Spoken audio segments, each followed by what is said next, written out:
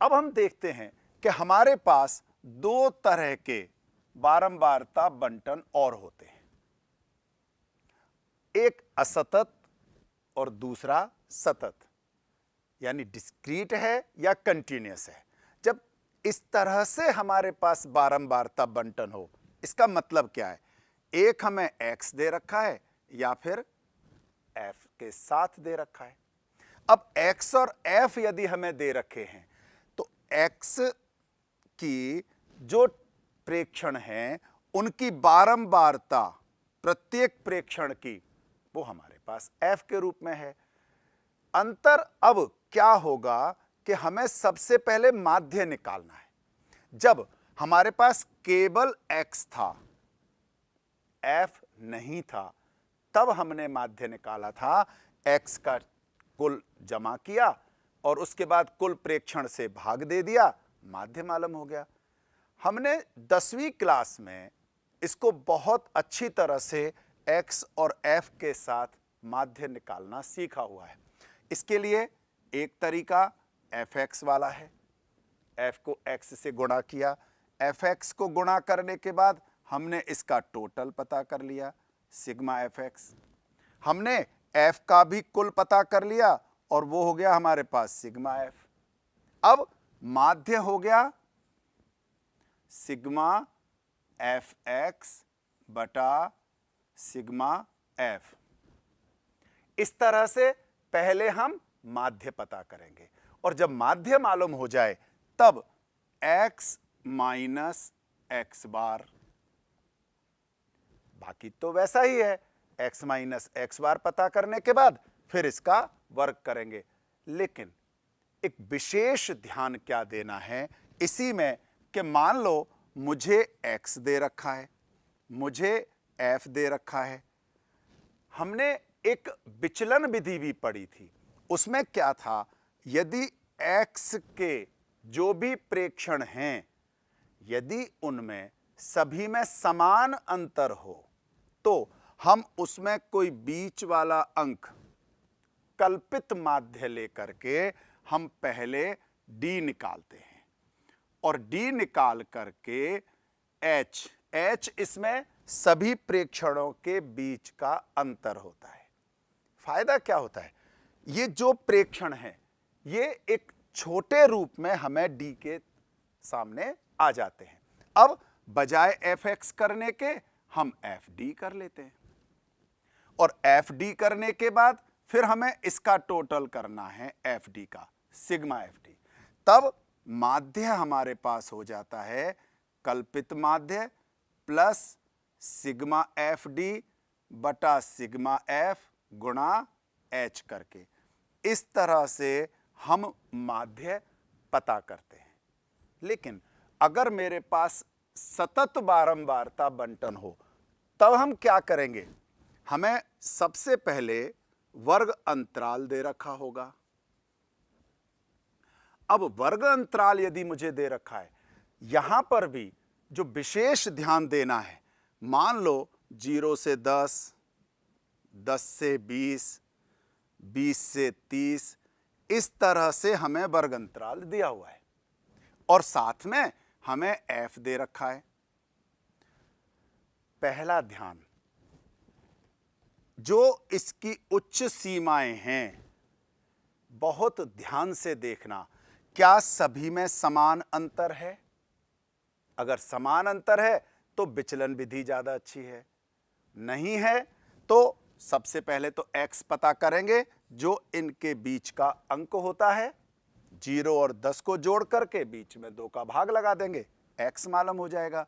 और जब x पता हो जाए तब या तो fx करके सीधा सीधा माध्य आ जाएगा, या फिर हमने यदि इन सभी उच्च सीमाओं में समान अंतर है तब x में से वही कल्पित माध्य लेकर के हम माध्य पता कर सकते हैं।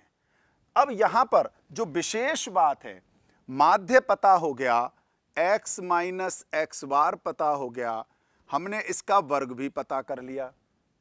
लेकिन ये x माइनस एक्स बार का वर्ग तो एक प्रेक्षण का है, और अगर एक प्रेक्षण का है जबकि मुझे तो f भी दे रखा है इसलिए इसके बाद का जो कॉलम आएगा वो आएगा f गुणा x माइनस एक्स बार का वर्ग। अर्थात जो भी x माइनस एक्स बार यानी विचलन का वर्ग आए उसको आपको बारंबारता से गुणा करना है, और जब बारंबारता से गुणा कर देंगे तब आपके पास फाइनल आएगा sigma f x minus x bar का वर्ग। तब आप इस मानक विचलन के सूत्र में रख पाएंगे।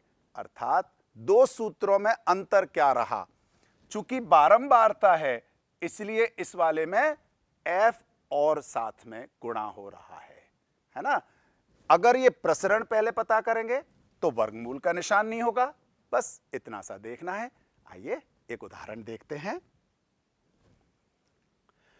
निम्नलिखित आंकड़ों के लिए प्रसरण व मानक विचलन ज्ञात करना है।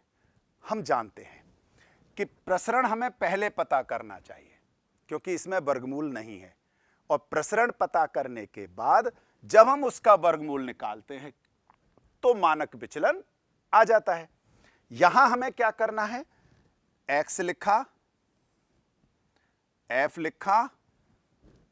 अब x को ध्यान से देखते हैं। पहले यहां दोनों में 4 का अंतर है, यहां 3 का अंतर है, यहां 6 का अंतर है। अर्थात जो मेरे पास x है उसमें समान अंतर नहीं है, और अगर समान अंतर नहीं हो तो ज्यादा इधर उधर सोचने के बजाय सीधा fx करना ही सबसे अच्छा रहता है। और fx करने के बाद फिर हमें माध्य निकाल लेना है, और माध्य का मतलब सिग्मा fx बटा सिग्मा f। जब माध्य आ गया इसके बाद x माइनस एक्स बार करना है। x माइनस एक्स बार करके अगले कॉलम में x माइनस एक्स बार का वर्ग करना है। फिर से ध्यान रखना, ये जो x माइनस एक्स बार का वर्ग आया है ये केवल एक x का आया है। जैसे मान लो ये 4 है, केवल एक 4 का आया है, जबकि 4 कितने हैं, 4 तो 3 हैं, 4 अकेला नहीं है। ऐसे ही मान लो यहां 8 है तो 8 अकेला नहीं है, 8 की बारंबारता कितनी है, 5, यानी 8 प्रेक्षण 5 बार है। इसलिए वर्ग करने के बाद आपको इसे बारंबारता से गुणा करना ही होगा, और जब उससे गुणा कर लेंगे फिर आप जब इसको जोड़ेंगे तब आप इसका मानक विचलन भी बता सकते हैं और उससे पहले प्रसरण भी। आइए एक बार इसका हल देखते हैं। x f, अब देखें सबसे पहले fx दोनों को गुणा किया, इसका टोटल 420, f का कुल 30। तो हमने सबसे पहले ये माध्य निकाला और माध्य आ गया हमारे पास 14। अब हमें x माइनस एक्स बार करना है। 4 में से 14 माइनस किए, 8 में से 14 माइनस किए, इस तरह से 32 में से भी 14 माइनस किए। हमने x में से x बार पता कर लिया, फिर इसका वर्ग किया तो x माइनस एक्स बार का वर्ग यानी विचलनों का वर्ग। विचलनों का वर्ग करने पर यह सारा वर्ग आ गया, लेकिन इसका हमें टोटल नहीं करना, पहले इसको गुणा करना है बारंबारता से। और जब बारंबारता से गुणा करेंगे तो 3 को 100 से किया, 5 को 36 से किया, 9 को 9 से किया, इस तरह से गुणा करके हमारे पास अब जो कुल आया वो आया 1374। फिर हम प्रसरण में, प्रसरण यानी सिग्मा स्क्वायर, सिग्मा स्क्वायर में वही 1/n f के साथ x माइनस एक्स बार का वर्ग। इस प्रकार हम इसका प्रसरण बहुत आसानी से निकाल सकते हैं। और जब प्रसरण निकाल लें तब हम मानक विचलन सिग्मा 45.8 का वर्गमूल, अगर हमें वर्गमूल आसान नहीं लग रहा हो कुछ ऐसा लग रहा हो तो आप प्रश्न में यहां भी छोड़ सकते हैं। कोई जरूरी नहीं है कि आप इसको पूरी तरह से शुरू में करें। आप दशमलव के 1 अंक तक भी निकाल सकते हैं। तो इस तरह से आप आसानी से इस प्रकार के जो भी x और f वाले यानी असतत बारंबारता जो हमारे पास बंटन होगा उससे हम प्रसरण भी पता कर सकते हैं, यानी हम इसके सिग्मा स्क्वायर निकाल सकते हैं और उसके साथ मानक विचलन भी पता कर सकते हैं। अब केवल एक ही तो सूत्र नहीं है, एक और भी सूत्र है। आइए आगे उसे देखते हैं।